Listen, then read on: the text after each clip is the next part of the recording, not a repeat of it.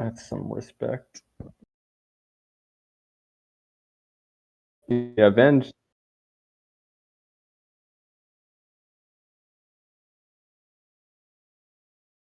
10 seconds remaining.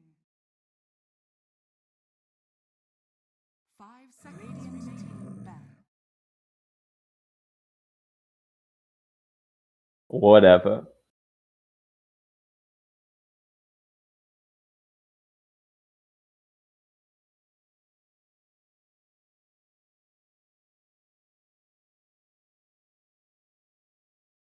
Ah, that's what you meant. All right, yeah. I mean, yeah.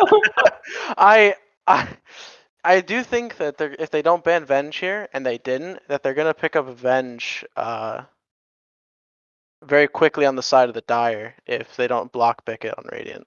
It seemed like they were really favoring the hero in their last series, and apparently I've talked to them a little bit. I think they'll continue to favor it unless it's banned.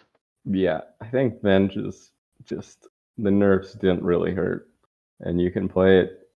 I think it's good 3, 4, 5. So I mean, you can play it 2 technically, I guess.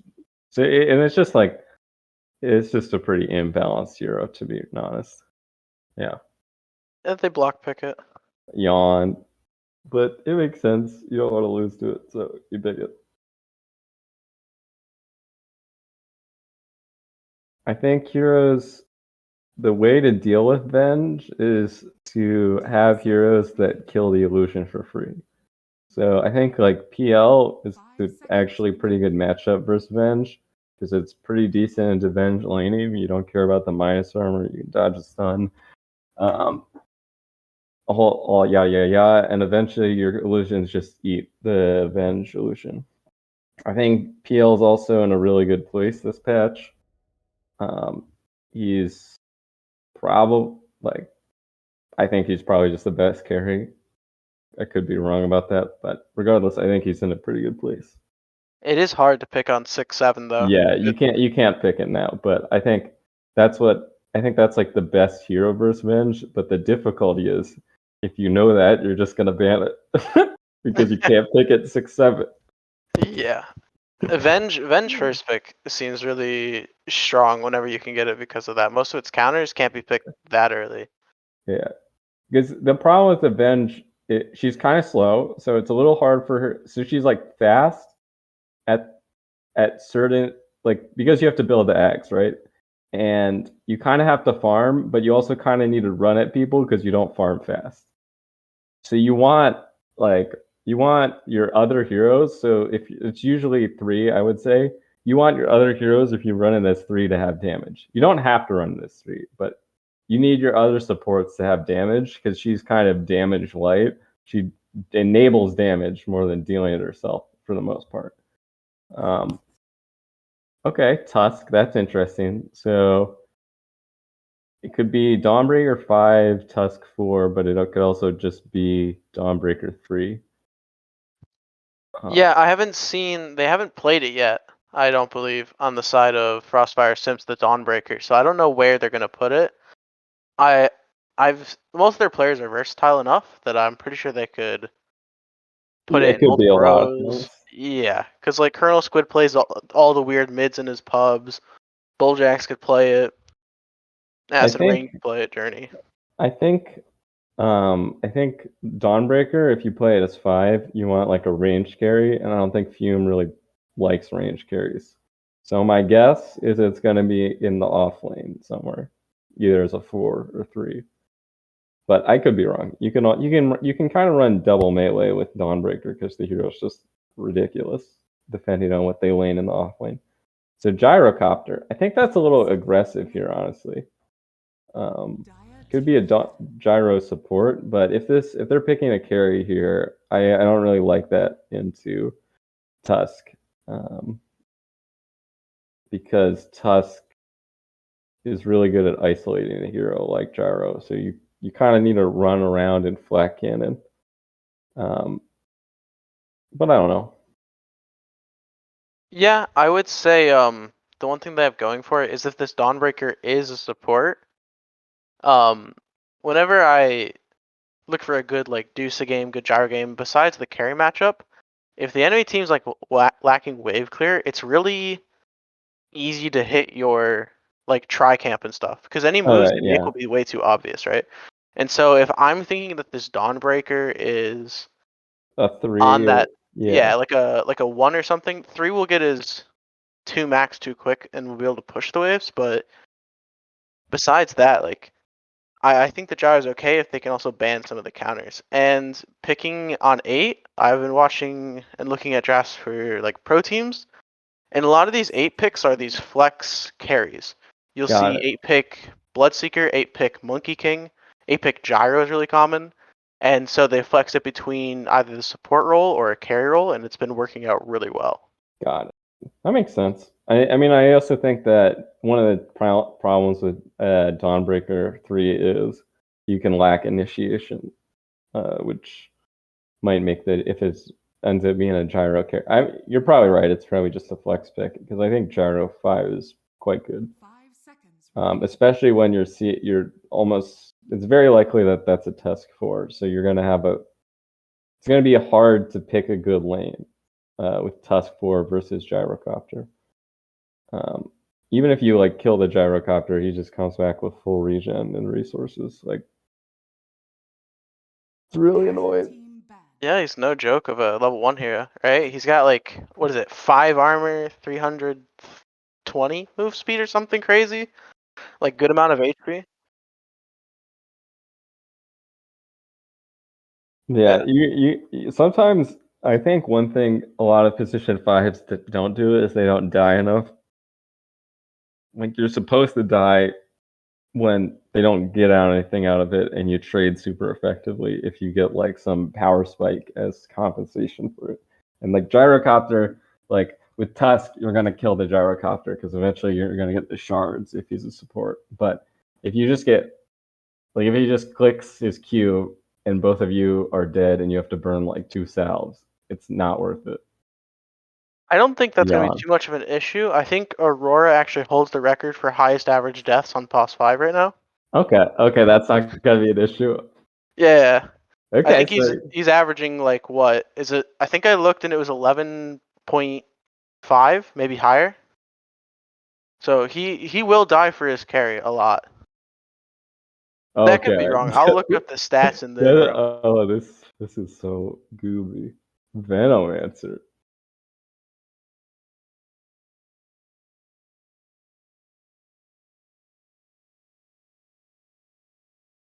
10 seconds. Does Journey like Venomancer? 5 seconds remaining. That's not true. I love Venomancer. That's not true. I think there's some like degens out there who love Venomancer. I know Jay likes Venomancer. But yeah, no. I think Venomancer is probably underrated. He kind of so like because Timbersaw is worse and Broodmother is worse, Venomancer always kind of felt like he did what those heroes did, but worse. And now that they're worse, he's much better. He also got buffed, so his ult not doing damage in the late game is no longer an issue. But the Oracle is a quite good counter to it. It can actually gyro if it's like gyro Oracle. This is a really swingy matchup. Because and the Oracle can get isolated. So that's actually confirming that the gyro's probably 100% a carry, right? Pick.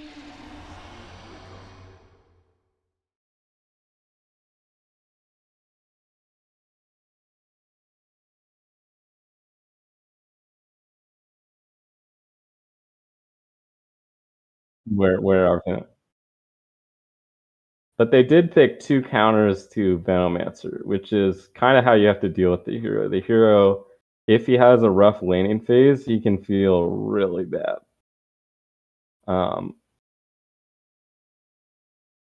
Because the Oracle nullifies a lot of his damage, Spirit Breaker can get on top of him. Bloodseeker. My guess is Actually, it could be Bloodseeker mid or. Okay, so my call is that it's Dawnbreaker 5, and we're picking a squid hero.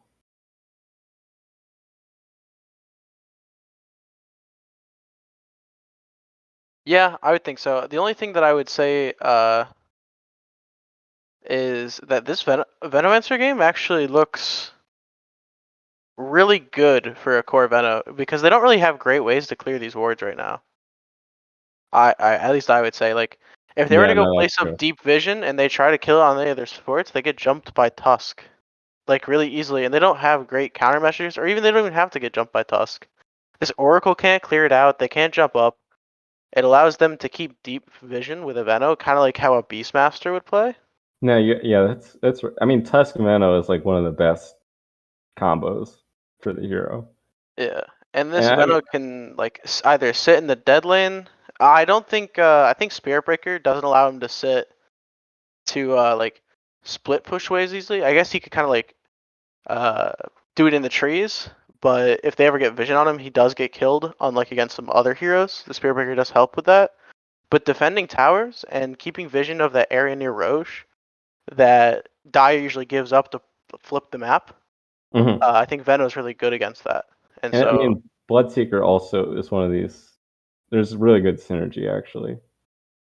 Sorry, I oh cut you yeah, off. no, you're right. I didn't even think about that the way that's played. They both get the heroes super low, but also Bloodseeker. He also does a lot of area denial in team fights with the silence and the rupture. Um, I mean that makes a lot of sense. He's good versus both the cores. Ooh, a snap pick. Oh my god. Oh, now I know a lot about this hero. All right. I really hope Radiant block the Meepos camp, the small camp.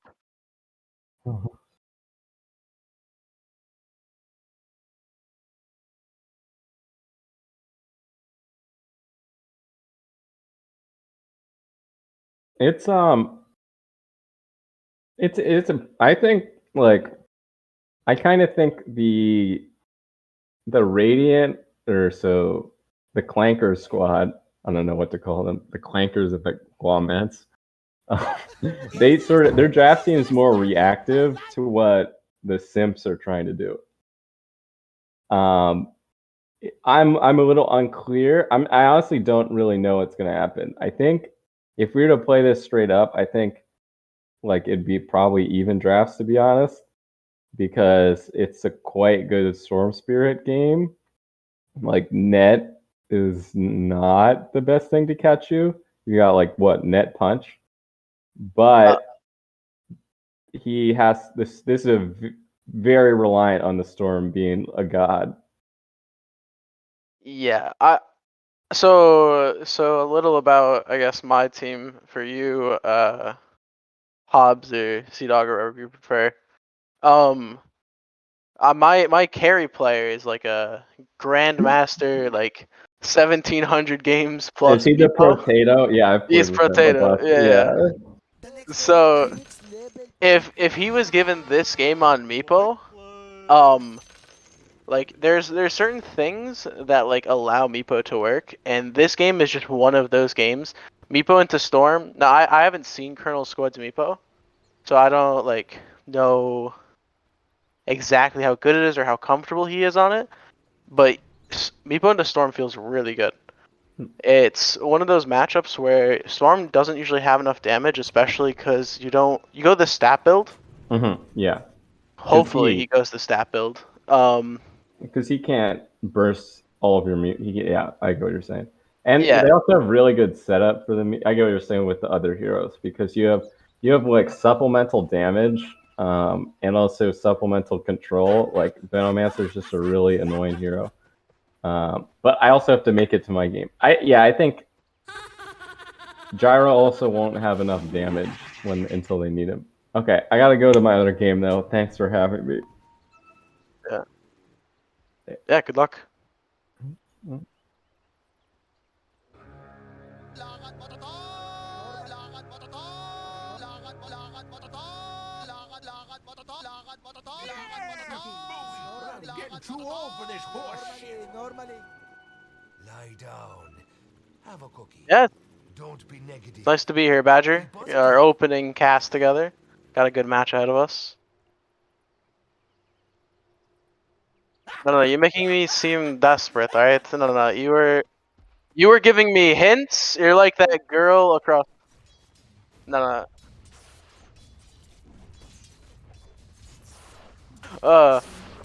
Most of the time I ask when it's like I don't have like my girl coming over. I have no games. I'm like, fuck, dude. I'm kind of bored in my apartment. It's all like COVID. I'm like, yeah, I'll cast some games with Badger. Sounds great.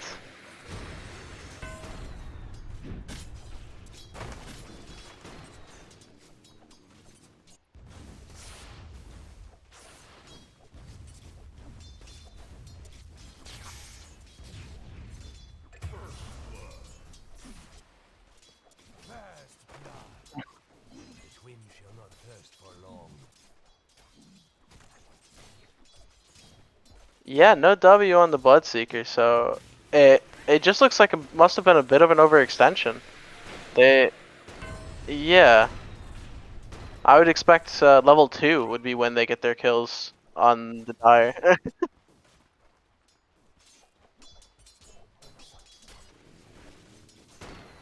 Yeah, that can't. That's not on you for missing first blood. That's on them for dying when they shouldn't. Yeah. Oh.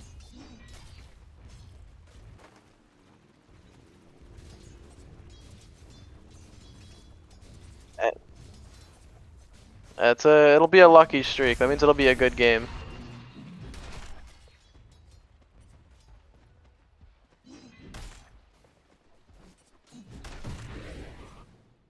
Yeah, exactly.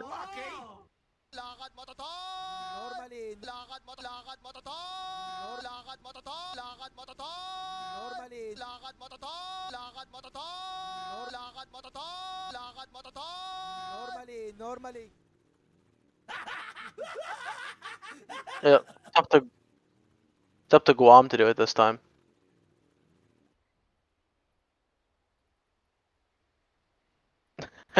I don't think it'll be too long of a pause anyways. It seems like it's just someone complaining about lag, probably.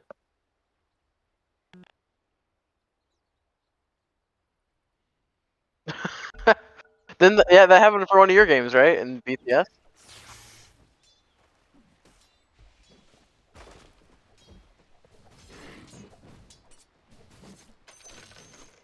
Oh, this.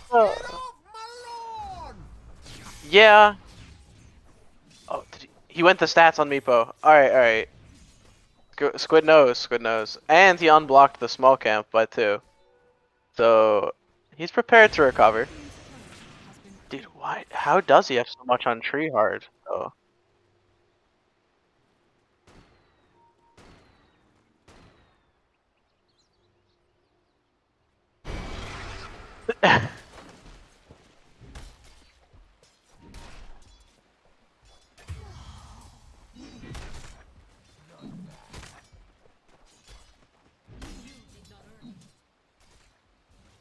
Huh.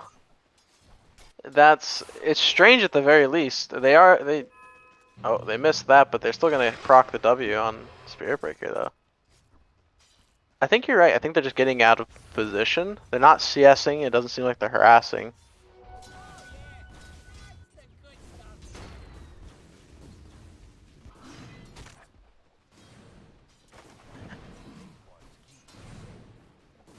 Do you know if this is their first or their second series? For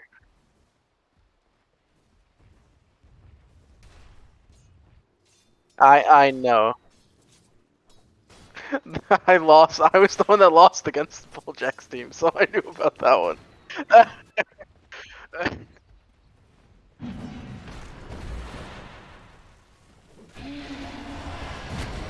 Yeah.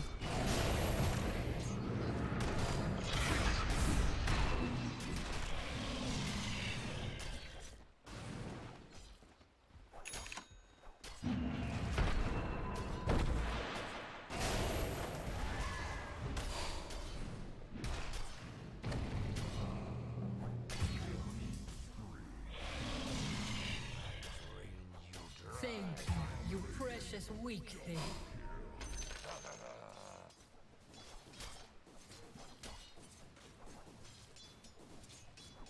Yeah, great bait by Bulljacks to bring them back into it. I think they kind of, started foaming at the mouth on the side of the Radiant looking for that kill. They think Bulljacks handed himself on a silver platter and was able to bait back and get 2 more kills. It's great.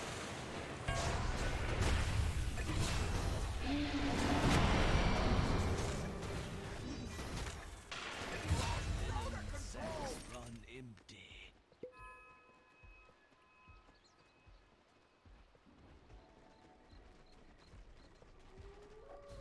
A little scary. It's already a 2K lead at 5 minutes.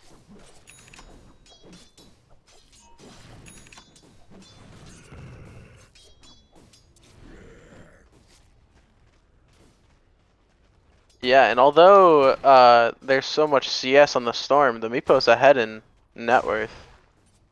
I just wanted to see, because it's always good to be able to see like how much of it is that small camp farm, see how inflated it is. Because sometimes the CS numbers are a little bit of a lie, especially in the mid lane. His middle tower is under attack.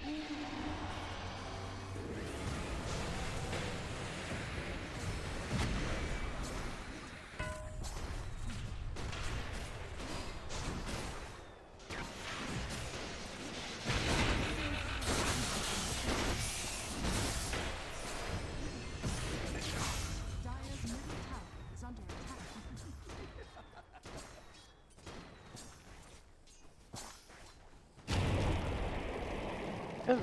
These are good moves by the Radiant. I like them breaking lanes as soon as they did. Oh. I talked over a kill.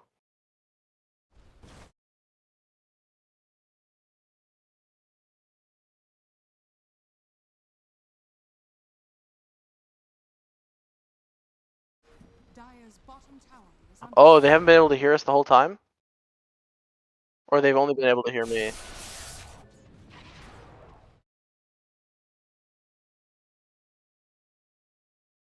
Settings, device, microphone. Oh, there we go. Well, greetings and salutations, people who are here for the first time tonight. So, hello there. We're seeing Bulldogs being run at in the Roshan pit. He will go down there to Glom and Treehard, but I have apparently been have my mic muted the entire time by an accident. Not sure how that one happened, but apparently went to the wrong audio device. We're seeing a snowball in the jungle beam onto Aurora. Tag team is there. They want this kill though onto Aurora's Oracle with the help of Squid. Correction, no help from Squid. The kill certainly is there. Man! Oh, that's unfortunate. Now, if I were to rewatch this, it's just gonna be my voice again. It's gonna make me feel all awkward. It actually would be there in game. I have both mic on in game, but it's too late now. I've missed like 5 minutes of audio, 7 minutes of audio. Dear God. No. Which is, I mean, I've made dumb mistakes, but this is, I mean, it happens. Luckily, I had the camera control, I was watching the action, so just put the Badger's voice in your head. Whoops. We're all human. It happens. Luckily, it was, merely for a lads cast today rather than, later down the line, but still. Yeah, they see Ned on this, ward, and they smoked up. I think they're collapsing on him. Seeing a ball in though by Treeheart on Acid Rain. He should be in danger. Bulljack missing that Starbreaker now. Flat Cannon is there. Acid Rain will go down perhaps eventually after that Snowball. Now they turn to Bulljack's Flame Missile is there onto the Dawnbreaker. They want this kill. There's still a DD on that Storm. Bulljack though is on the run and is a Dawnbreaker. So we'll be okay. Ends up being 1 kill for Frostfire Simps there. Or sorry, 1 kill for Clankers and the Kwamans there onto Acid Rain. I'm flustered down mentally from that. Also, I don't blame you. It feels different now. It's like now we definitely know they hear us. They definitely hear us now. I made a mistake. I forgot to have my microphone properly. I mean, usually it just like goes to my correct microphone correctly, right? But for some reason it didn't recognize the audio source, the input source. So. Do you use Streamlabs or just the straight OBS? I use OBS Studio, and I know there's like the audio bar, but I don't ever check that. I don't need to ever check that because it's never a problem. But maybe I should check that more. It randomly, not all the time, but there was like one specific iteration or patch of OBS where it would randomly do the same thing for me, where it just choose the wrong device every once in a while.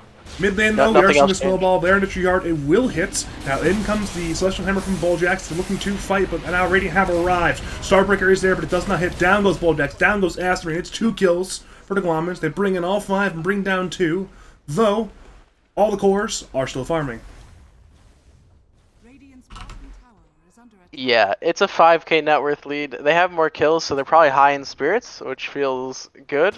But at the end of the day, everyone on the Radiant are sub 4k on cores, and everybody on Dire is far above 4k. They're literally stacking the Dire Tri-Camp to farm it right now. This is a very important Tri-Camp pick if Ned can get these creeps, but he simply lacks the HP, it appears. He's just dying to the creeps right now. Radiant's bottom tower is under Though Dire simply are not there, it simply will go to... It simply will go on over. Squid now has a Rapid Magic Missile is there. In comes the Bulljack as well. Starbreaker is there, but it misses onto Ned. And now Guam charges through. He's being snowballed though by Acid Rain. Now Aurora looks to save Ned. Ned though goes down. So does Aurora. They now move to Clankers perhaps. Journey is there. Has no Gale. Does not need Gale. Simply will run down Clankers. And that is there from the Meepo. Down goes Vengeful Spirit. 3 kills for the Frostfire Simps. And well... yeah, this game's looking pretty over already. Yeah, I'm glad to see, hey, now instead of it just being off for a small portion, it could be considered off for half the game. Yeah, she Mike was off for half the fucking game. I mean, this is I mean, this is if there's one game to not have the mic on for it is this game. Because I guess it's a little bit misleading because they have the Meepo who accelerates this game beyond a normal hero.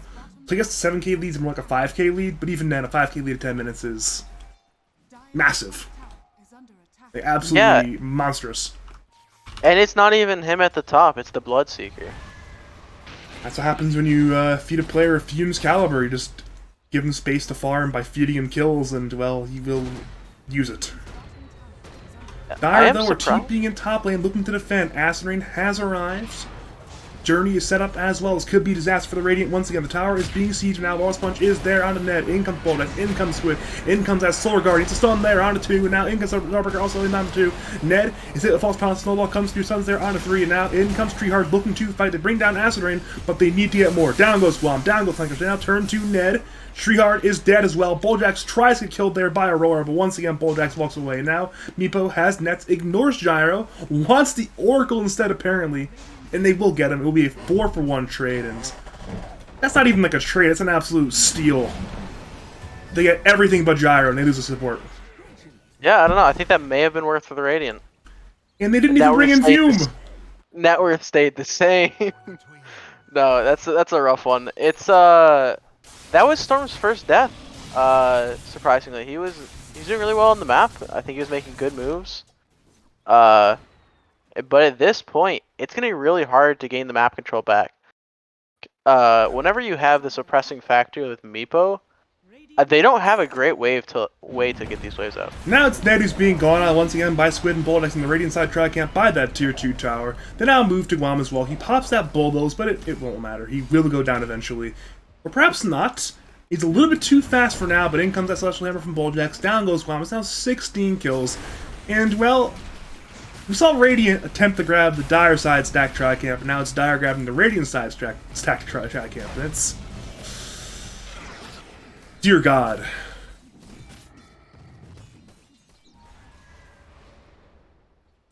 This is just impressive. Yeah, it's a great showing from Frostfire Simps, not Nebula, this season. Starting off strong in both their games. Dire's bottom tower is under attack. And they're just taking over the map right now, and they're grabbing this mid T1 tower. They're perhaps looking for Aurora top lane. The Oracle is doing his best to juke, but I mean Squid now sees him. He knows he's there. It's just a matter of catching him. Mid lane though, the fight is breaking out. Ice shards are there. The Nether Strike is there in the Fume. Fume remains alive. Down goes Clankers. Fume actually does end up dying, but once again down goes Bomb. Starbreaker is there. Hits on the Treeheart. Treeheart falls away, but is now out of mana. But he will barely die, it appears. He's taking down the Poison Nova. He has Sting on him. He should die here, and he will indeed die here. Meanwhile, over to Ned. He TP's in, but once again, it's another fight win. And they're actually going to fight Ned as well. In comes Thor Guardian. He will get false promise by Aurora, but there's simply too much damage coming in. Aurora may just die as well. They know he's there. They have nets eventually. Clankers arrive, but he's summoned the Starbreaker now, and he's being slowed. He will pig pull, trying to run. The Squid is diving that tier 2 tower. Poof is there. The right clicks are there. Down goes Clankers. Perhaps not. Okay, now goes Clankers. They actually will Gale Aurora, but Aurora will purge himself of that Fortune's End now. I mean, Radiant, I guess they maintain life on the Oracle and their Spirit Breaker, but it's just... Yeah, Jesus.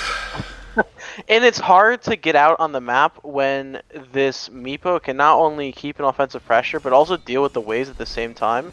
Your map's going to collapse really fast, and that's how Radiant feel right now. They feel like they're trapped on their half of the map. Could draw a little like semicircle on the map from their tier 2 towers, and that's... I was going to say, we're out here now. They're not even able to farm their Tri-Camp. The Tri-Camp's dangerous. They can't even... They can farm just one camp. They have the one camp here at the shallow end of their jungle. They can farm just one camp, and then, of course, Fume and Squid can farm the rest of the map, and that's part of your problem. Yeah. They are doing a good job of trying to get out. They're able to de-ward the ward that was watching their Tri-Camp. Aurora gets a nice protective ward of their own to maybe take a fight on Vision. But they are still owning about 70% of the map on the Dire. But Radiant's doing the best with what they've got so far. Even though it is a game that's behind. I'm sugarcoating it a bit, though. And it's just, I don't know, or usually it's just sort of like, I'm not gonna call it the metric, but it's more like a bellwether where if you're up by like 1k net worth lead per minute, the game's just straight up over. And we're at that point at minute 16. It's just... We're seeing a charge in from Guam, attempting one of the ball jacks, but this might not go well for Guam. They know he's there. Atos is there. Venomous Gale is there. They'll bring in the charge. They'll bring in the nest. They'll bring in the kill there on the Guam. Down goes USS Guam. It's now a mega kill streak for Journey there on that Venomancer. And it's... I mean, there's a good old Roshan pit they can walk into now if they want to. But they don't even want it. They don't even want the Roshan. They're just gonna walk away. I wonder what Guam saw there that we didn't. You saw ball Because jacks since I warning. had fog... Yeah, but I didn't see anyone else on the map, so that seems crazy. But I guess it's because I have fog both. I think a lot of the times, like decisions that people make, they look worse because we have so much vision as casters or spectators. I mean, that is true, but I mean, that one you have to expect something to go wrong there, knowing. Let's look at the Radiant Vision. They know something is probably going to go wrong here. Because given exactly where it's located, you're missing like 4 heroes in the map. Something's probably going to go wrong here, so... Bottom lane, though, speaking of something going wrong for Guam, well, he's being gone on by Colonel Squid. The nets are there, the right clicks are there, and it's another kill there for that Meepo. What is he up to now? He's up to 6 kills. And we're seeing a smoke by Frostfire Simps. They're now in the Radiant side. Tri-Camp Ruptures there onto Aurora. He will TP, but it will not be in time. It's simply too much damage. Cancel's not needed. I will say one thing that Oh, Treeheart's being gone on to Blink Poof by Meepo. Actually, no, there's no nets in time. Only one net was there. Good save by Treeheart. Barely getting away. Perhaps a mistake there by Colonel Squid. Regardless, no death there on Storm. So this, I was gonna say mistake, but it could just be a decision, a conscious decision. Usually, you try to take the Roche early so that you can like, because you can sometimes take it, and especially with this Tusk, you could have taken it at like 11 minutes maybe, so that way you could end with second Roche at like 23 max. But I think they were just waiting till they were far enough ahead just to end with his first Roche. Could maybe be their thought process. They don't even want to wait for a second Roche. If you think about the trend line, by minute 40 it will be a 0 net worth lead. It'll be good to go. Everything will be fine. I'm sure this Guaman's team will win somehow. Yeah, I've seen a game like this last season in groups that Guam won against this exact team. So I think there's different heroes though. I mean, there's no longer a mid ogre. It's now a Meepo. So. Did you cast that game? No, I was casting that night, so I didn't get to watch it. But yeah, I was not casting that series. And from what I remember, Nebula, aka Frostfire Simps, they went like they tried to go high ground, like they had everyone alive, and they just kept trying to do it like 3v5, and I feel like they were doing it on purpose, because then like Squid would just be like farming some small camp, and it looked like they were just trying to meme and take the high ground like a bunch. I mean, good on Guam's team to capitalize on the mistake, but they were definitely goofing around. In the river, it is Clankers who is dead to Wall Punch combo. Radiant, they'll look to fight. They know the Meeples are there. Call down will hit, but in comes the E-Blade from Colonel Squid. The Nets are there. Cecil Hammer is there, though. Aurora will use that false drops down. Nets are there on the Treeheart. Treeheart will storm there and will go down. Another massive kill there for the side of Frostfire. Simps Aurora tries to get away. The Atos is there from Journey. Down goes Oracle and Dwell. There are 2 survivors, and they know where one is. That one is Ned, the hard carry, who's trying to juke to the right and actually may get away. So good jukes there by Ned, but once again, that's merely the cherry on a shit sundae, and well, your fleeting map control will be even more lost soon. This bottom tier 2 is certainly not long for life. I was trying to make a bright side for Radiant. I have given up on that. I have noticed that Treeheart is not going at BKB, and Meepo will just own him for the rest of the game, I guess. Radiant's bottom I'm at the point now where you're here to give our interpretation of the objective events in front of us, right?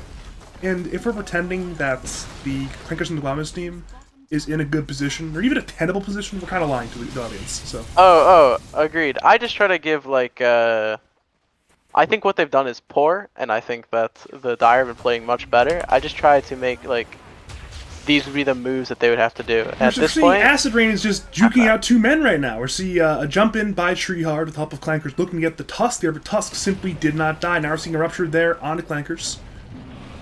And he will attempt the TP once again. That is simply too much damage from the combination of Bulljax, Fume, and Colonel Squid, and just one more kill.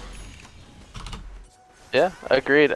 This game is over. It's gonna be nigh impossible, and they still have the Aegis to go high ground with, and I think that's what they're gonna do now if they want to. There's not really anything that can stop them. They don't have great poke on the side of the. Guam is dead top lane. He attempted to farm, and well, he was jumped on by Squid. Blink, nets, poofs, right clicks, minus Guam.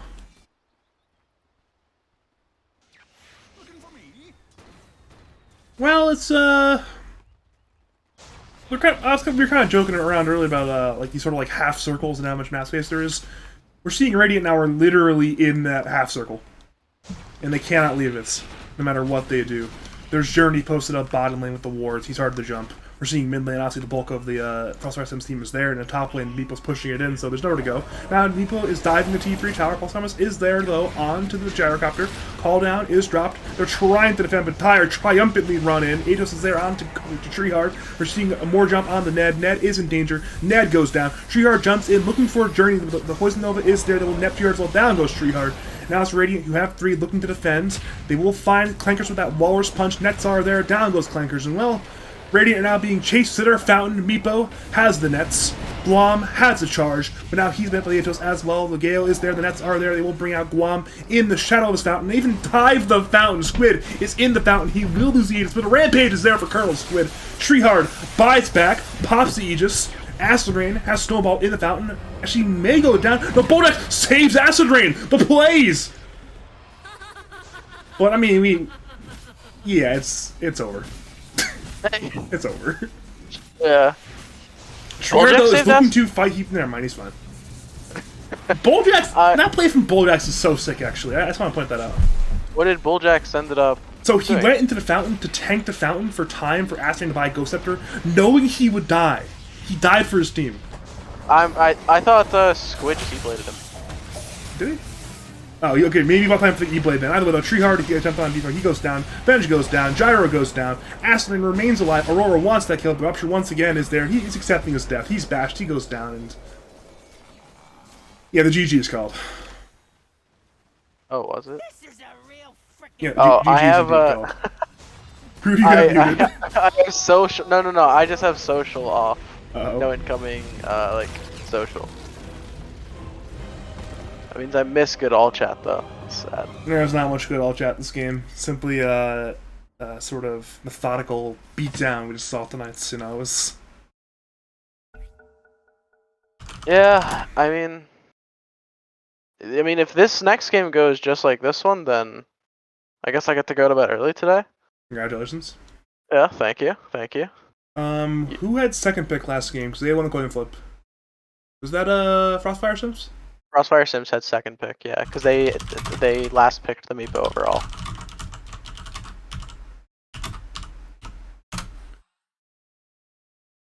And then lobby's up again. You know the password. It's Yeah, not very I got complicated. it. You cracked the code.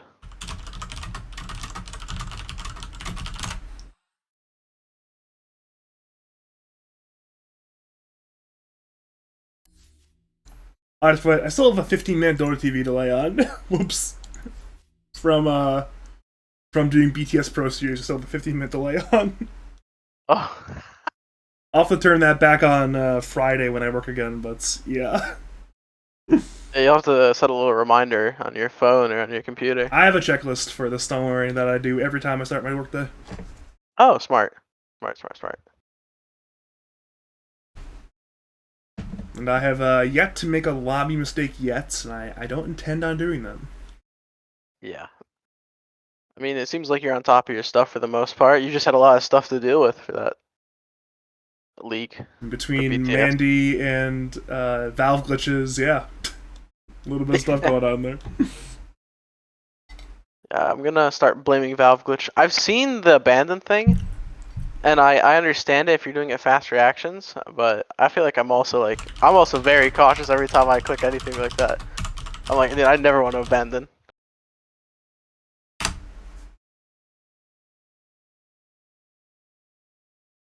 Okay, let's see here. Are the settings correct for this one? Let's see here. Oh yeah, they're correct. We got this. We've done it. Join the broadcast channel, by the way. I don't see it. I'll Just create a new channel and then you'll see it. It's a glitch. Yep. That's a weird glitch. Yeah, there's a lot of those, so. Yeah, it's a game still in beta, so.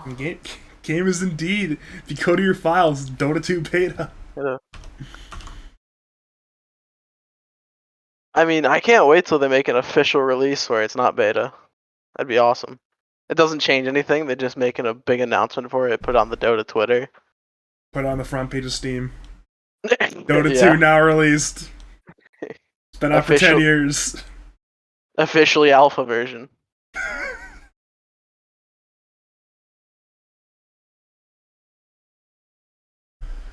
Let's see here. I think Acid Rain's taking a shower after that game. I wouldn't be shocked. I mean, he's covered in goop from his playing of Venomancer, so. Yeah. I have to put social back on so I can see people.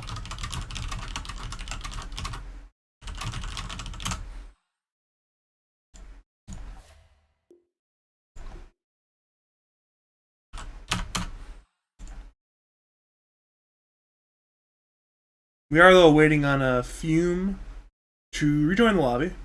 That is what we are currently waiting for on this fine evening. And then when he's back, we can then begin the game number 2.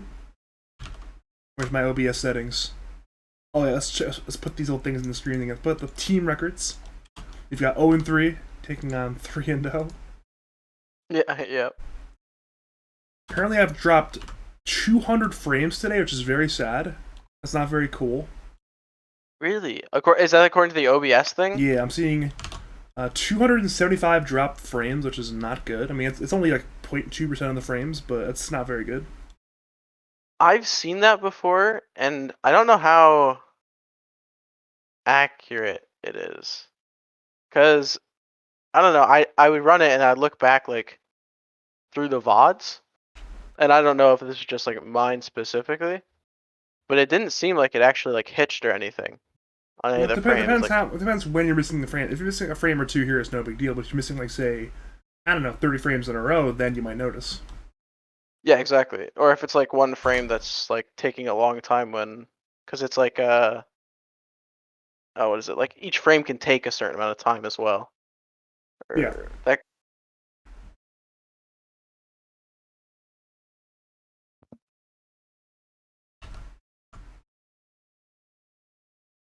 Or assume anyways.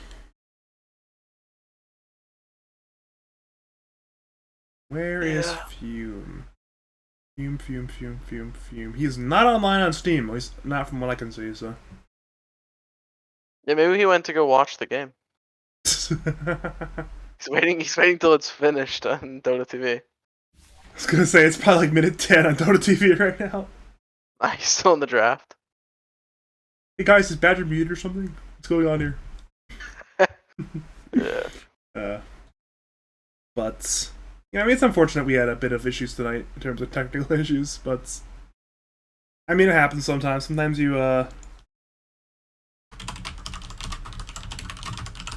mean, at the very least, it was cinematic. Anyways, it was a stomp. It's different if it's like a close game with a lot of action happening in the side lanes. If there was any game for it to happen, I think you're glad that it's not a close barn burner. Yeah, I mean, it's like, you know, if a close barn burner's VOD got mutilated like that, I'd be kicking myself. But, you know, if that was the only person who's gonna watch that is Bulljax to like brag to Frostfire, like, hey, look how good my team is. I need my team after you, by the way. That's why I have the Frostfire Simps. We did it. You see like 2 views on the VODs, and that's Bulljax twice. Probably, yeah. I think Squid actually watches the VODs usually, so maybe he'll be seeing this, but I know like a lot of people from the Rejects team. They'll watch VODs. But more so if it's teams that they're gonna play against. Or their own, because they like to watch it.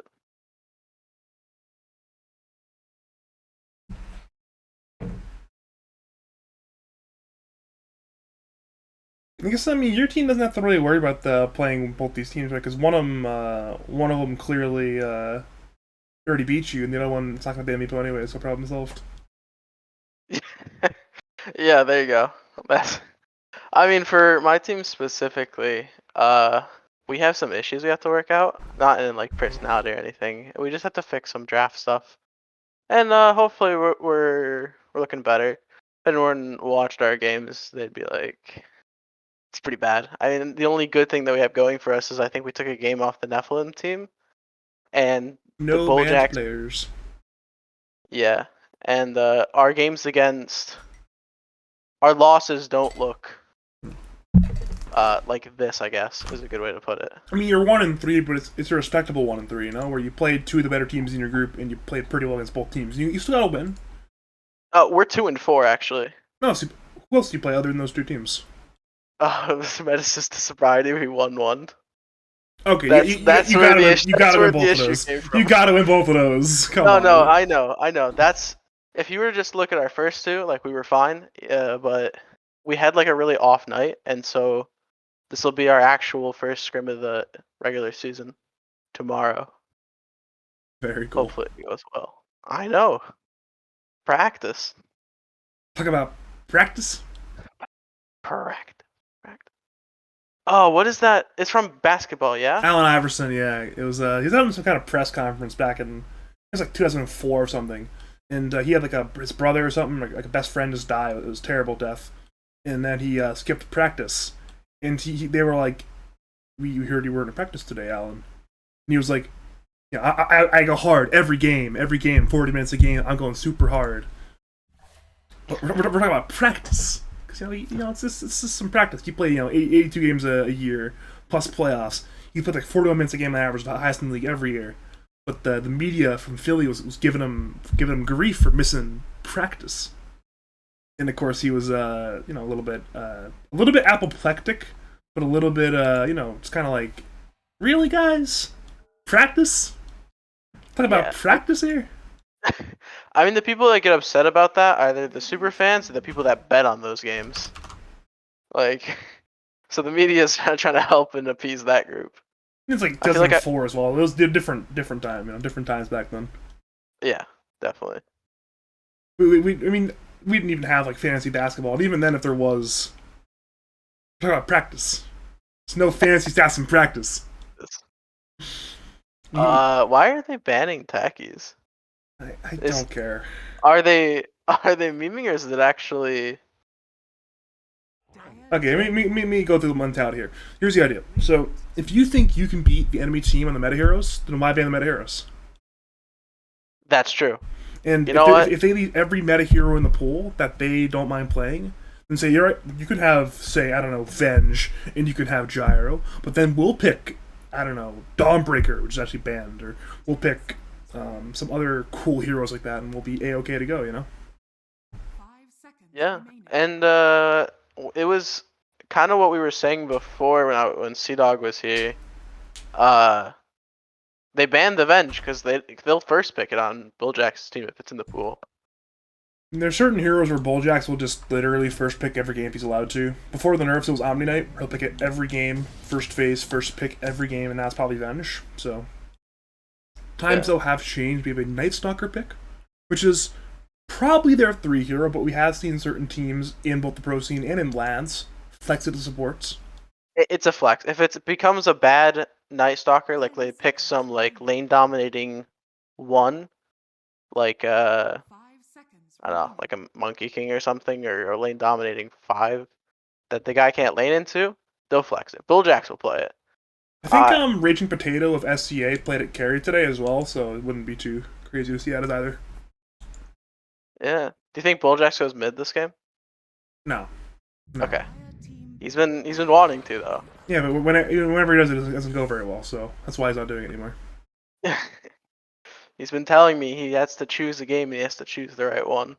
Well, he's got to choose. This might be the right opportunity. Now I think about it. 10 I would might be the say right like if opportunity. you win the previous game like you did and you were like, if there's any time 5 seconds remaining. to let him play mid and have a Squid go elsewhere, this would be the game. But I think they might also just look to clean it out. Maybe he'll have some fun with an Ice Stalker 5 or whatever else he ends up picking. You could also do it after you've secured, say, a berth in playoffs and not your 4th game of the season, but I digress. No, you're right. If anything, they would do it for morale. We do, though, have some Dota picks on our hands. We got an Undying, we have a Pangolier from the Dire. So you know, some good meta heroes. Undying, Pangolier, nothing too... I'm gonna take this opportunity to go to the bathroom. I'll be right back. Radiant team Okay, I'll talk about the draft. Alright, speaking, the Undying and Pango picks are nice because they can be flexed around like a bunch of roles. Pango mid, Pango 5 is used, Pango 4 is used, 3. The same thing with Undying. The Undying off lane has been being pretty popular in the Chinese meta and other regions taking it. People still play Undying 5 as well, so they can flex both the 6-7 10 pick. seconds remaining. And then the Bloodseeker response kind of pushes the Pango into a support 5 role, seconds remaining. so it becomes a little bit more obvious. It pigeonholes kind of where these flexes have to go.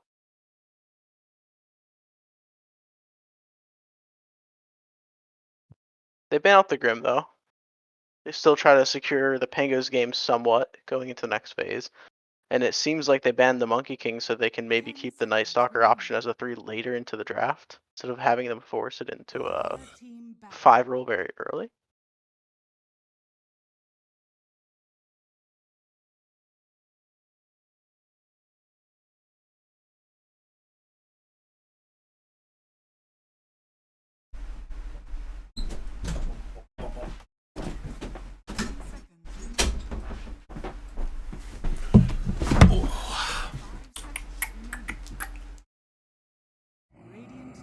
You know, it's funny, Shane. Usually between games, I like to grab some water, get it freshed up. But the problem is, I used so little water in the last game, I just have a full water bottle still. Yeah, speaking of that, I should probably go get some as well, but I'll be here. Go get him. no, I mean it's fine. I can kind of see what's happening at the same time. So one of the nice things about having like a wireless headset, as long as I'm not too loud or anything.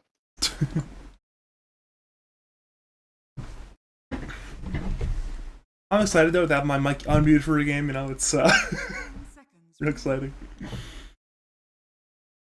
Yeah, you have your audience enjoy your great casting voice. It'll be nice. Yeah, I mean, it's actually, I thought I casted well. I thought I casted better before the mic was unmuted, so perhaps. Yeah, I thought your casting was good before. It seemed good regardless. If anything, I was talking too much into the action, and And if you think about it, you actually weren't talking too much into the action because they couldn't hear me. So everything you said was the only thing they could hear.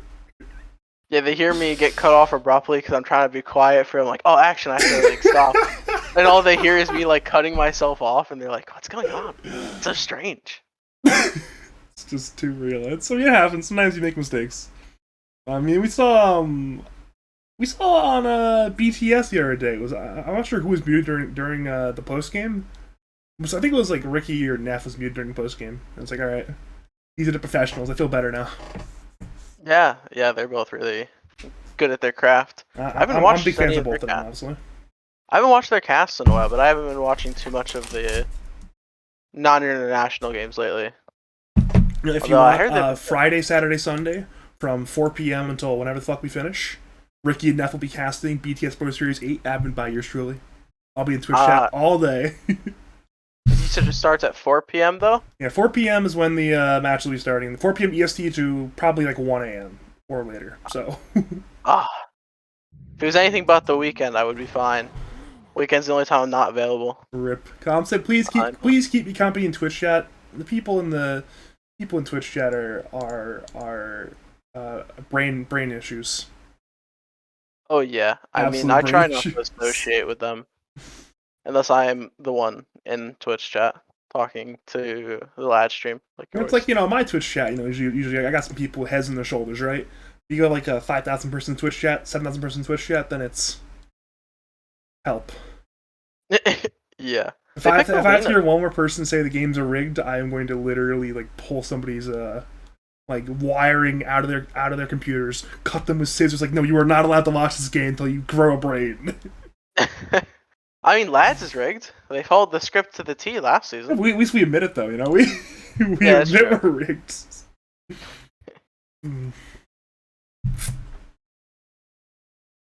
Got to see that Nebula arc. They were so high. They were 1501, and then they just blew it. Yeah, but think about the Nebula arc where they go 3 seasons in a row where they just dominate the group stage and then miss short every single time. Feels bad. It feels bad. I'm now in the writing crew and I could never do it with my man Balljax. I feel so bad for him, Oh, okay. He has to wake up at like 5:30 in the morning for a pretty shitty job, and I'm like, man, I can't do it to him. You're gonna be a plot twist this season, huh? No plot twist, I guess. I'm looking out for my man Balljax. 10 seconds remaining. They pick up a Kunkka. I think this Kunkka is probably mid for Squid. Although, yeah, seems like it could be Bulljack's mid Kunkka when they were scrimming with Bulljax. This was the hero he was playing almost the most. Oh, it's good. It's gonna be. It's gonna be a great game when we're talking mid Bulljax. If there's one way this team can lose, it's mid Bulljax. Yeah, although I would say I think this team is favorites. I don't think there's gonna be many teams taking games off them in groups, unless I'm just jinxing them really hard. I actually hope that they win all their games, because then when we lose 0-2, or when we lost 0-2, it's more valuable. We need to go undefeated for our 0-2 to be good. I mean, it's one of those things where a lot of teams we thought might be decent in Group B have one issue or another right now, so there's a very good chance that Frostfire Simps simply roll Group B again. Yeah, that's definitely true. Between Kita playing on 150 plus ping every game, between a couple of these teams like Team NPC, Near Squad, as far as my account, those 3 teams have all suffered so far in terms of what we expected out of all 3 of those teams. So it's a distinct possibility that they can really win some Dota 2 here. Yeah, I mean the No Teddy team has only lost to Reject so far, right? That is true. They actually had if memory serves, it was under some odd circumstances. Yeah, so and this is at least from what I've read from like some of the DMs is that their scheduler agreed, yes, we can play after your series or at 9:30, whatever happens, right? Like if they finish their series at 9, because there's a 7:30 series, and let's say it finished in an hour and a half, they play at 9:30, whatever, right? Because they're all PSD. And so then they agreed on Monday after the game, and that's all it was. But then there ended up being like 2 stands in the first game, 1 stand in the next. No one was like forcing anyone, and then there just seems like there might have been miscommunication between this scheduler for No Teddy and the rest of the team. That's at least how I understand it. I'm sorry if that's wrong. No Teddy team, but yeah. So yes, they were not playing at full force. They did not have their 5 teammates, and they didn't have both their supports. So I think the No Teddy team still looks strong, and one loss against one team won't make the difference for them. I think they're still going to do really well.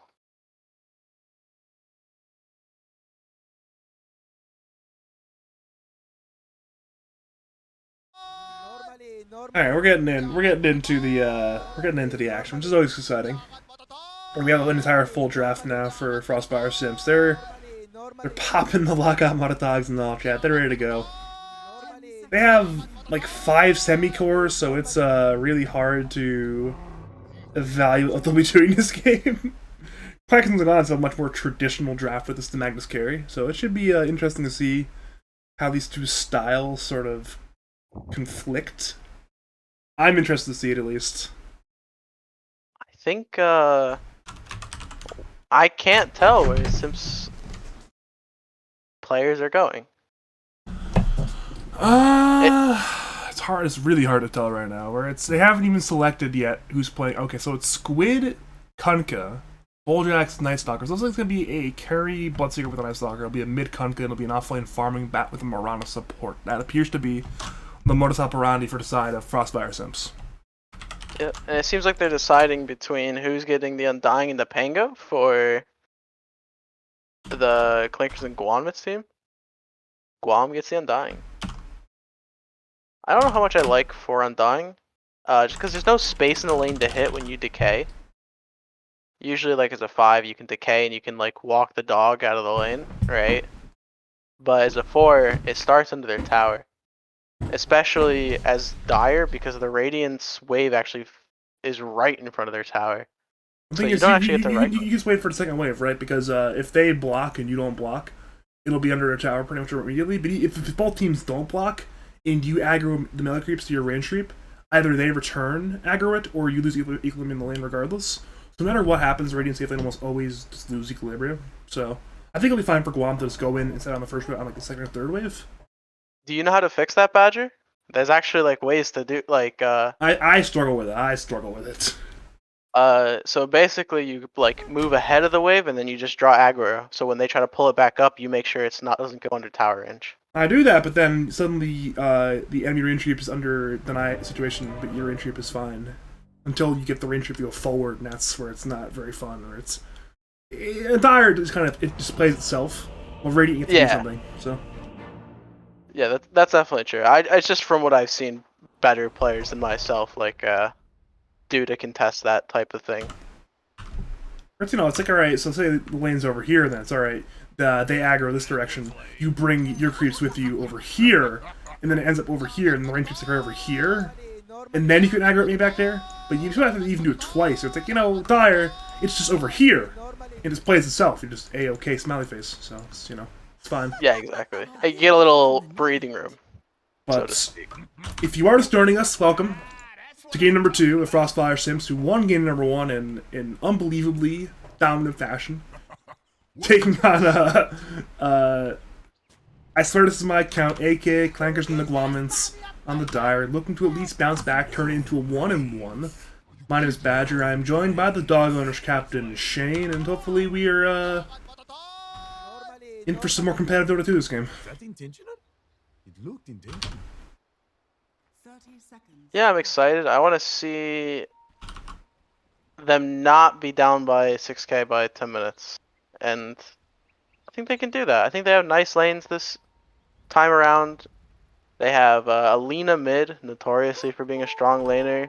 Mag generally doesn't lose lanes, can kind of just take her to his base stats. And I don't know, this Undying, once the wave does get away, he trades very well off the side. Especially against a POS 5 Night Stalker, another strength hero. The recent nerfs to Life Striker Ray definitely hurt the Lina, but she's still, a very strong hero. No doubt about it. Yeah, I've definitely heard of people like they were talking about, and I'm not sure if it's good, but Wait, trying to OBS. go Dragon Slave now instead of Light Strike away, so you can actually keep your Fiery Soul up. But against the melee hero, I'm sure that W first is still the play, like what Triard's doing. Alright, I have fixed my OBS, I have taken it off now, and life goal, I want to catch first blood. That's my goal, catch first blood this game. We're gonna do Don't it. move camera at all, except just look at the bar, the health bars at the top. Well, the hard part is doing that and then also saying words, where it's like, you know, if you just try and catch first blood as a cameraman, it's not too hard, but then it's... You throw in, hey, you gotta say words on top of that. It's like, oh, wait a minute. Wait a minute. I'm with you. It's very difficult to do both. Not especially when you're actually trying to have like a deeper conversation. That's why the lane phase is great, because, you know, the lane conversation in the lanes is never too deep. It's more like, you know, it's almost the same thing every game, the lanes. It's after the lanes where it's like, alright, one team won or one team didn't win, and then things get fun. The lanes are almost like we're seeing Journey right now is diving top lane for Ned. He's trying for skill up to 5 stacks right now. And Aurora just... He skewers him back though. Ned may just be in danger. It's 7 stacks now. Firefly is still up. Ned is taking a lot of damage, so is Journey. It's Asterine Journey looking for killer on Ned. 8x of Napalm, and indeed, first one is drawn though by Ned. Asterine gets the counter kill, but he may go down to Aurora. Never mind, no, he will not. But overall, it's a 1-for-1 on the top lane. But first blood goes in the direction of the Dire. I caught it. You did catch it. That was a journey. Journey. No, Yeah, I Bob didn't is even mean it Fume, like who's that. dope under that tower. The shield crash gets the kill there on that one via help with the decay from USS Guam. Oh, that was actually unintentional, because if that was intentional, that was really bad. But I enjoyed it. Bottom lane as well, it's Guam who dives the tower for Bulljax. It doesn't work. He dies. This is hilarious. Some hilarious Dota 2 going on right now. The the Aurora actually almost got Ned killed on the original dive because he pulled an art away that was already pushing in. So the crease just got the tank while Batrider was diving. It looked very humorous.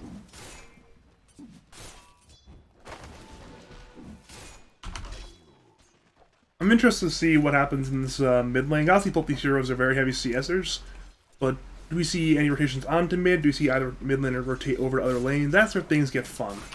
We may see it. Obviously, Kunkka and Lina with 6 both can rotate. Rotating on them is not as easy this game. Really, the Mirana's the only option.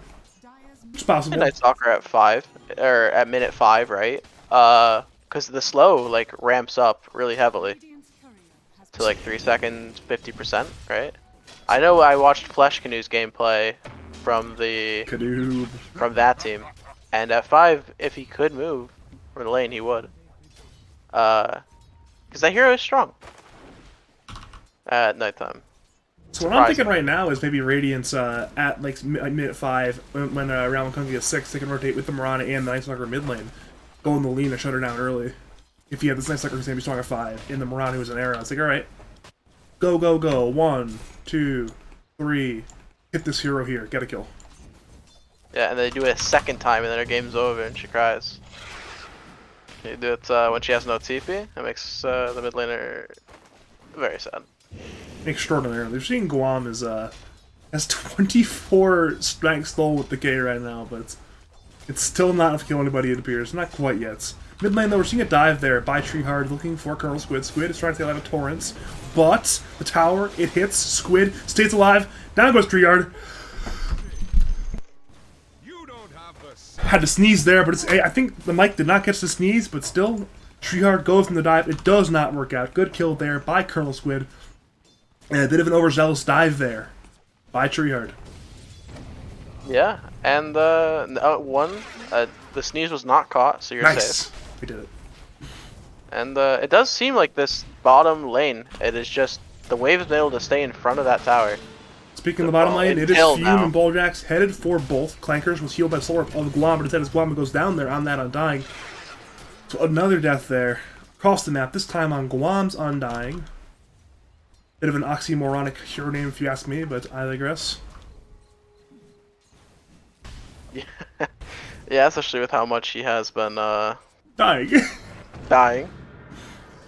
I think after this pull, when the wave resets, like Night Stalker could go mid with the resources that he has and kill this Lina, because they just got boat and Night Stalker plus Lina with the siege as well on mid, and they can't dive Fume right now, so I think it'd be a good move. Question is, does Balljax have what it takes? Do something crazy. And in fairness to Bulljax, there is an OBS mid that would scout him out, so he would have needed to smoke or he would have needed to go into the triangle and wrap behind in that direction, but looks like they're just going to lose the siege on mid. No use came with it. They are then moving to Clankers once again. Void is there. Clankers is slowly sealed by Slorp. Once again, Frostfire is there. Balljax is man fighting the Clankers. Blood right comes in. Clankers jukes it away, but it's into Balljax's right clicks and Fume secures a kill there on that one. One more kill for Fume. Much like last game, he is doing well on Bloodseeker, though as he's not doing as well as last game, at least. Lina smoking the bottom. And she will be running into Balljax, perhaps on Night Stalker. Night Stalker will see the Lina at the very least. Perhaps they want this dive onto Fume, but well, with the extra vision of Night Stalker, they're well aware of this rotation from Treehard, and there will be no kill. I never thought of this as like this being good for position 5 is that you can kind of just like sit up here and stop rotations because you'll see them so much further ahead. They still want to Fume though. I mean, the Tombstone has dropped the. Oh dear God, the Laguna Blade damage is way too much for Fume. If I'm Bulljax, I'm like, Fume, we just saw them. I saw them here. Why are you doing that? Like, you just walked up and they knew 3 were here. I'm sure it looks different from their point of view. I suppose from our vision, we saw it coming from a mile away, and I was like, oh dear God, it's going to happen, isn't it? And actually are still diving after looking for Balljax. Balljax is fighting with Guam now. Fume once again is deep being on in. Guam may be in danger, has Mana Will Decay there onto 2, and now Guam may just go down to that blood right plus right click damage under that Tower Stone will now go down. Meanwhile, it's Journeyman fighting with Ned. It's chasing after the Napalm there on Ned. Ned goes down. Back to the bottom lane there. My bottom lane is fine. So across the map, it's 2 kills, both in favor of the Frostfire Simps. Dire's middle tower is under attack. We're on for a good game this time, Badger. Less than 1k gold lead this time. That's 2k better than last time. Yes. Yeah, Acid Rain's gonna stack some camps and secure the top rune, it looks like. That's where we're both looking. I don't know why we're looking at Acid Rain so heavily right now, but he's just looking at the bounty runes here. He sees it here. Stacking this camp. Obviously, bottom lane stuff's actually happening, but you know what? This is fun. He's double stacking. I like this. Mid lane notes X mark both there on the Treehard with the Torrent as well, though the damage is a little bit lacking. Meanwhile, in the bot lane, it is Fume and Balljax who find Clankers alone without his good old attendant, USS Guam, and one more kill for Fume. Yeah. Going back to the draft, I was talking about when you left, them picking this Undying plus Pango, and they responded with the Bloodseeker. Usually, when you respond to an early Pango with Bloodseeker, you just put a support, but they kept it as core, so it's a little strange to me. Acid Rain gets destroyed there by the combination damage from Aurora and Ned with a little help from neutrals. But the next marking Torrent there on Ned's Magnus. We're seeing a Flame Break as well onto Aurora. Both now are in danger. Balljax has ascended and has arrived down this Aurora. Now they're moving to perhaps to Ned, but I'm not sure if they see him. They certainly do want him. He has Skewer in fight and will South. Can Squid hit him with a spell? Has Torrent up, has X-Mark up. X-Mark is now there. He will skewer right back into the Torrents of Squid. He certainly will go down there in the mag sooner rather than later.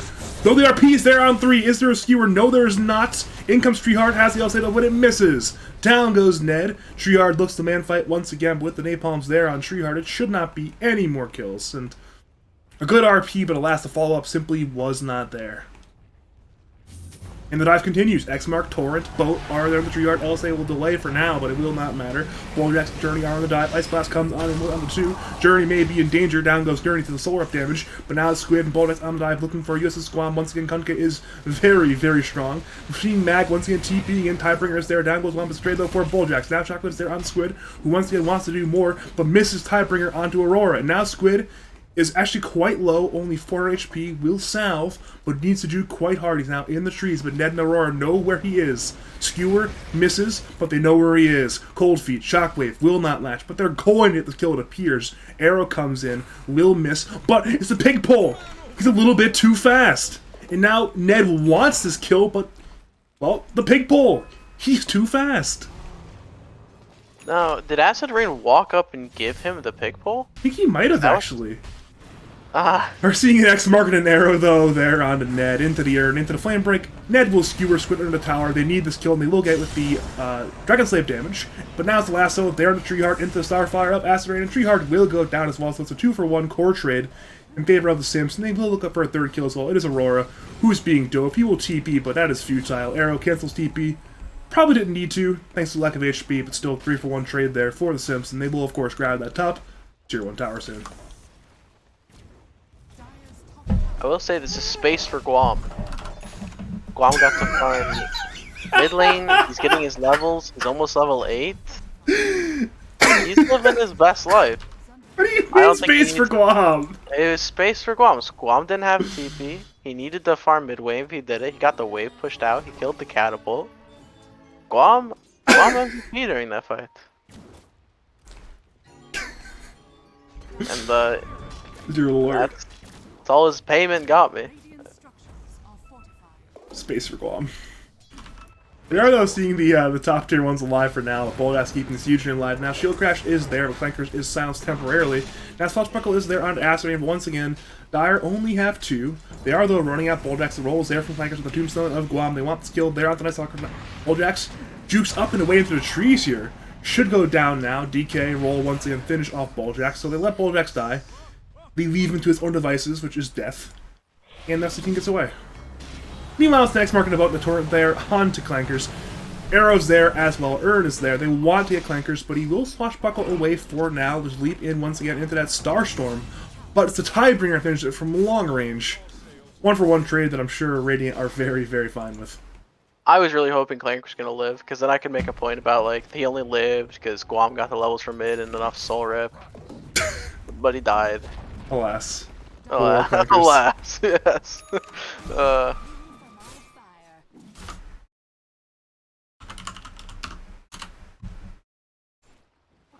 It's interesting seeing this. I'm pretty sure that I've seen most of the people go like max decay now, because it allows your hero to also push waves, even on the non-offlane build. Top lane, speaking of dead, it's Clankers once again. Arrow will hits. Down goes Clankers. I don't think you said dead, but I just kind of wanted to open it like that. We were talking about undying, so that does work. Yeah, this is another sad game for Clankers and the Guamans. It looked pretty good for a long time, but it's become a 5k gold lead in a matter of minutes. I mean, a lot of the issues is that when you see a team like Nebula, it seems like they're the one making the moves. It's very calculated, like what they're doing now. And Boljax ascended, X mark Torrent, Blood right. Ned is in danger.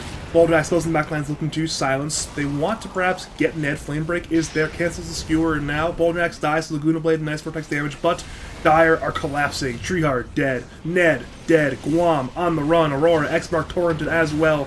They will actually pick up Fume though. Very big kill there on that one. Aurora once again is on the run, and Clankers is rolling. Guam is man fighting. Tidebringer will not get Aurora. Meanwhile, Acid Rain will get him. Back to Squid though, he's man fighting once again with Guam. Tidebringers once again are going. The disarm is there from that lucky shot. They need to get Squid. Hex. Yes, they will. They will pick him up. Journey will TP away, but a 3-for-3 trade at this stage of the game is absolutely fantastic for the side of Clankers and the Guamans.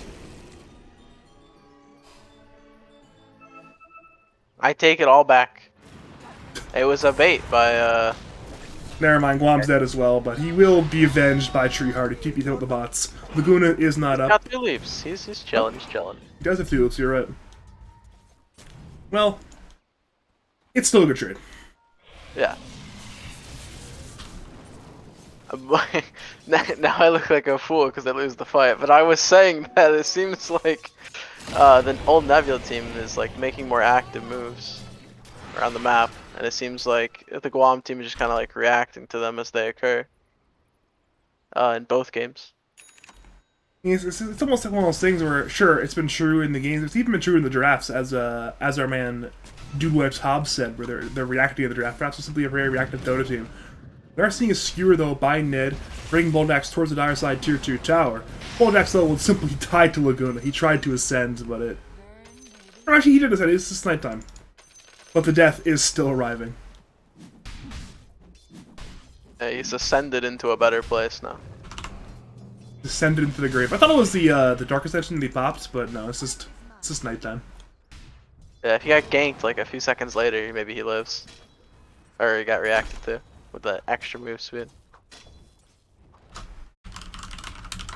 What are they building on the side of the Dire? I'm seeing a Vanguard. And a Point Booster. In the Void Stone. I guess it's a Yule Stone on the Lena. We're seeing a Tombstone though, they're diving mid lane. Boljax looks to man fight, he's juking and driving. Nice blast will be dodged. And now in comes Asterine, who gets in but now leaps away. This T1 tower though might just be dead. It's being hit by 3 heroes. And it is not denied actually. But now with the arrival of Squid.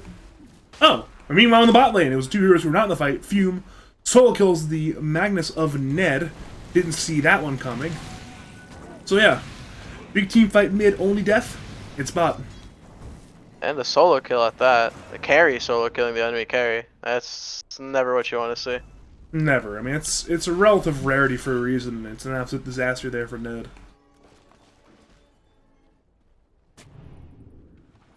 Yeah, and usually this mag is one of those heroes with inflated net worth.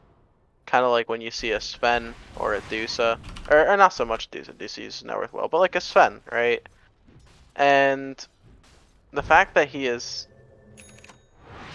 like what 5th does not bode well for a hero whose net worth is supposed to be very inflated. Seeing Journey running at Guam. Guam simply got ran on down in the shadow of tier 2 tower top lane. Meanwhile, it's Boljax who is well under dire vision. They know he's there, but he just doesn't care.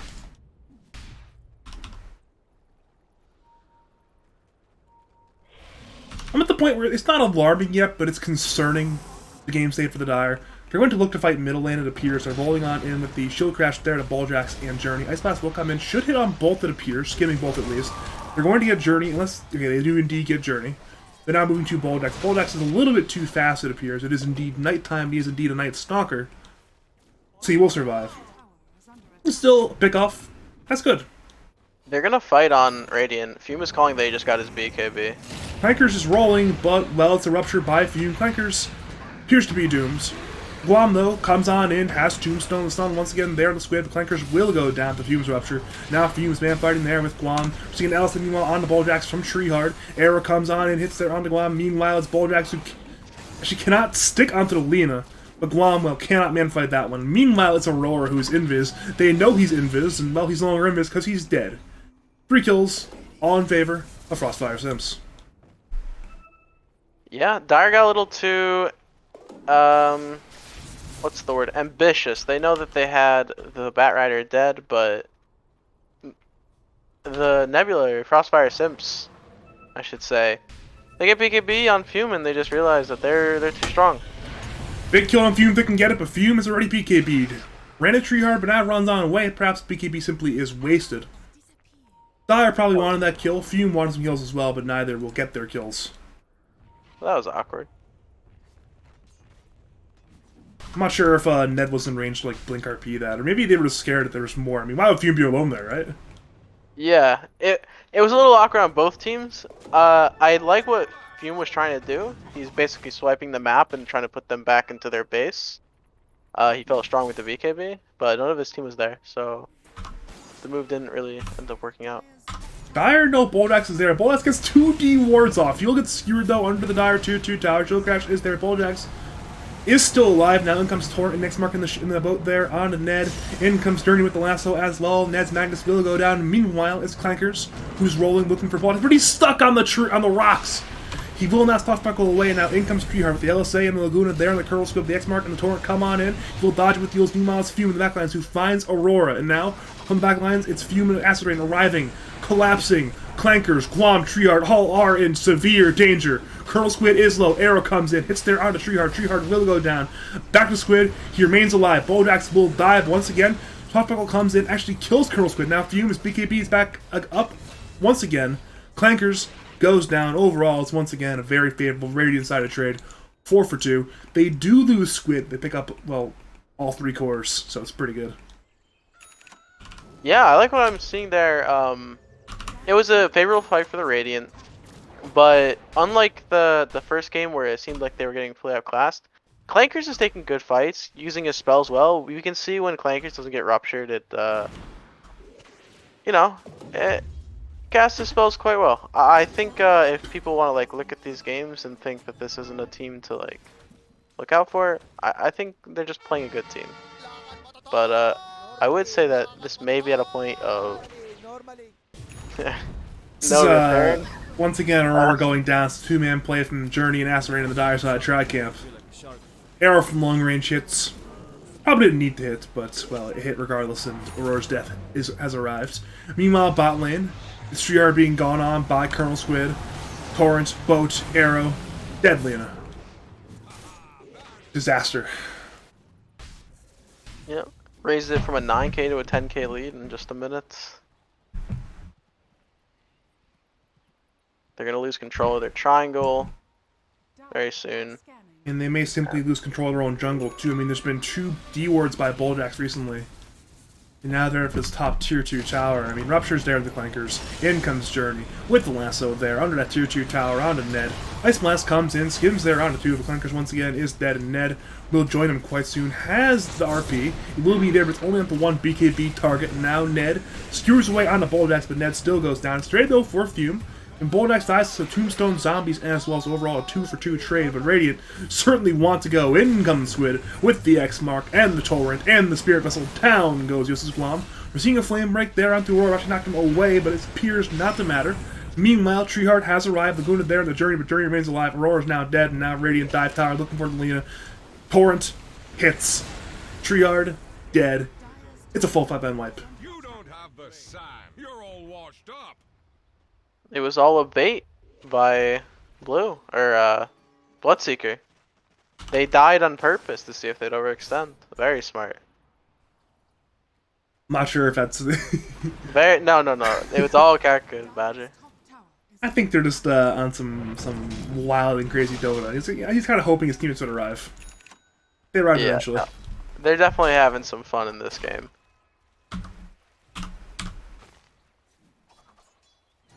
Okay, let's see here. What is the gameplay plan for Clankers and the Glomans to come back? We're seeing arrows being drawn. They want to perhaps 5-man smoke into the Radiant side jungle. And perhaps track camp after that. But, well, Radiants, they're not there. They're far away right now, so easier said than done.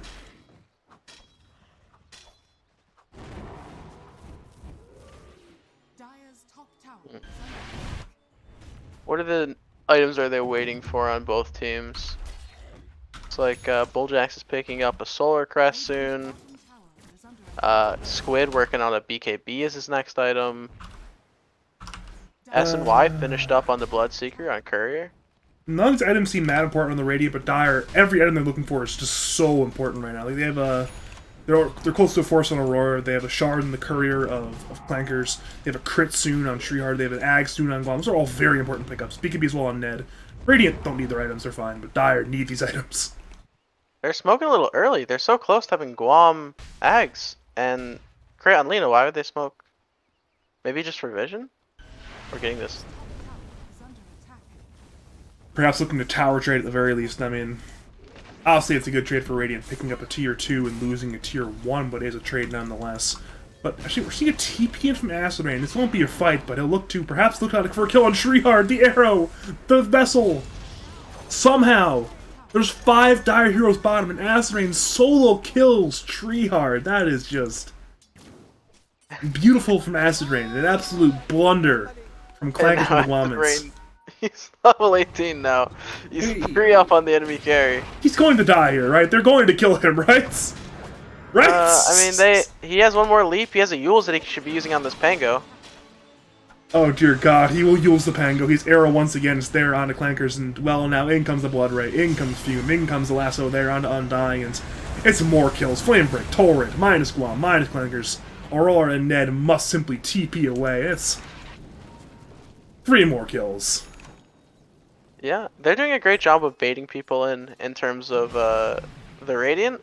They give these like little senses of false hope, I feel like. Where they're like, oh look, I'm out of position. And then they lose 3 heroes. It's happened in the Dire jungle, it's happened in A dire triangle. It's happened now in the Radiant jungle. It's all over the place. Not sure what Boldex is up to, but he's managed to find himself skewered into the dire side base, and he's trying to run away with the Echo Saber slow, and the tower damage is a little bit too much for Boldex to survive, so it's a kill. I think he was looking to do some D-warding or something over here, but meanwhile, top lane Treehard gets solo killed again, but this time by Journey. And the all chat is aggressive. That's a lot of all chat, a lot of lines there. There's all chat? I just saw the voice lines.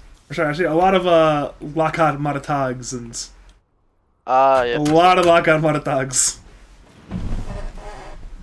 Oh, arrow missed. Great dodge by Ned. There's no way they do anything with the arrow, right? There's no way.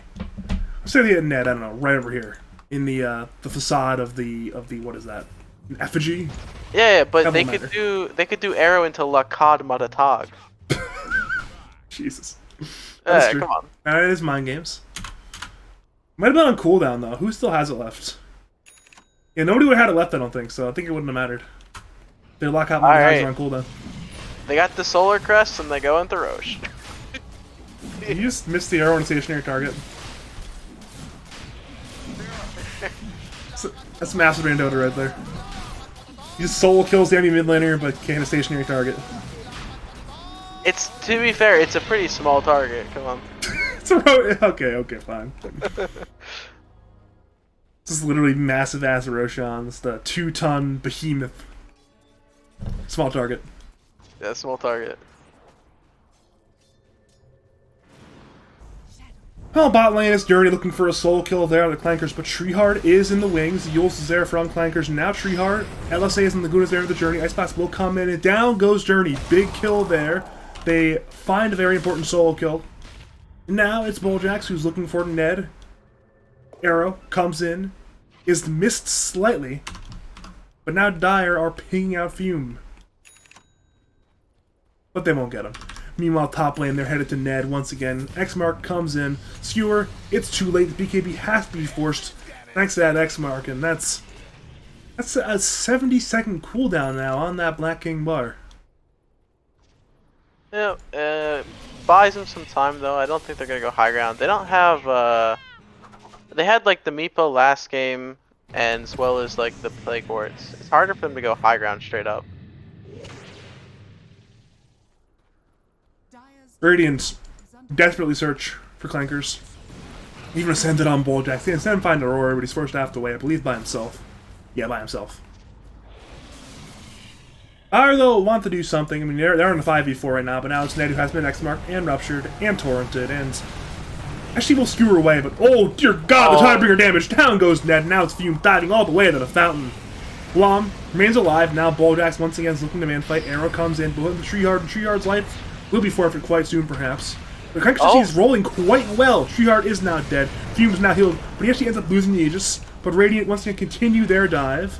They have 4 right now, but Radiant hard once again on a heavy dive. Squid is very low, Aspirain is very low, but Fume is very strong. Minus Treehard though, it's a trade for Squid, and now it's Clankers. Last been lassoed by Journey being brought away from his own base, and he will indeed go down. So now, I mean, Dire, they were dove all the way to the fountain, and they've run out of course. It's only an A and then dying now. Yeah. That arrow would have hit if he didn't knock him back, I think. It appears not to matter. I mean, it's 5 stacks of napalm there onto Aurora. They'll put in the Ice Blast, but it will miss in the Journey. Aurora, Guam both go down. Once again, it's a full 5-man wipe, and I mean, they cannot call for another 5 minutes if they want, but the inevitable is coming. They know what time it is. Yeah. The thing is this game can drag on for a little bit, just because they don't really have a great way to hit buildings, and There's always the threat of Mag. yeah, Mag, they have like good wave spam too, between Swashbuckle and the Q from Lena, the Shockwave. Did he just put Badger in the minimap? More. Hell. More crit? What is more? Oh, more crits! Let me message Squid on Steam real fast. Hey. I'm not gonna all chat in the all chat, obviously, but I'll message him on Steam. I'll tell him yes.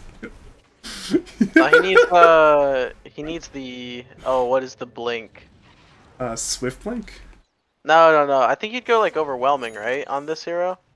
Probably, actually, yeah. Yeah. That would be cool. He just like does some like weird X mark shenanigans and blinks like super far in. Although crits always sounds better. Or divine. You can look at his quick buy. It's just it's a dataless in the quick buy followed by another dataless. Yeah, no, he should be getting the divine. I don't know why he's being scared. Go divine. This is buying 4 Datalai. I need more divines on my team, on this team. I don't think he needs more damage. He needs more crit. We're seeing Treehard, maybe in danger, is indeed in danger. It's being gone on by Journey. Lasso cancel his TP, and well, minus Lena was trying to cut the wave, but well, Journey was well aware of the potential and TP'd into the wave and easily brought down the Lena. So that's now minus Treehard for 55 more seconds. Any other fun items coming up? What about for going Satanic next on Magnus? That's helpful. I mean, that's not going to be here for about a Satanic worth of money, but still. I don't think he's getting it this game unless this gets prolonged a lot. Seeing Clankers is being gone on top lane by Journey and Boljax. Lasso, though, is still on cooldown, but in comes the silence there from Boljax into the Flame Break, and with up Acid Rain's Vessel and Arrow. Arrow she will miss, but it won't matter. It's a godlike spree for Acid Rain, and now it's actually Fume near the Dire side high ground with Squid. But Dire really were not in the position to go on them, so they didn't, and yeah.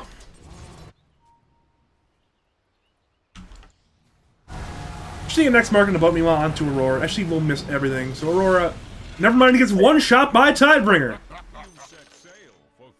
Apparently, we have set sail for fail, and Aurora is very dead, and they immediately tip him twice. Yeah. Yeah, but they still are not able to hit the buildings too easily. Yeah, they have Fume on it. They have Fume on it. Yeah. Yeah, that means okay, we're seeing a Horn Toss there on the Voljax. Voljax maybe in a little bit of danger. Will go down to the Gloomblade damage of Treehard now. Well, Radiance may look for more. Fume is actually taking it obviously under the tier 4 towers, and Flame Break are flying out once again from Journey, but Guam's dead, isn't he? Yeah, Guam is indeed dead. The Flame Break damage from Journey. The Blood Rate would have finished him had the Flame Break had not finished him. He'll buy back immediately. T3 tower is now dead. Radiant once again wants perhaps Siege. Oh dear God, Treehard gets one shot. He's immediately dead. And now, in comes Fume on the dive, perhaps. Oh, it's another one shot from Colonel Squid. One shot to Ned. And now it's the lasso there to Clankers. They immediately call it. Dear God. That's both their cores. That's their 1 and their 2. Oh no.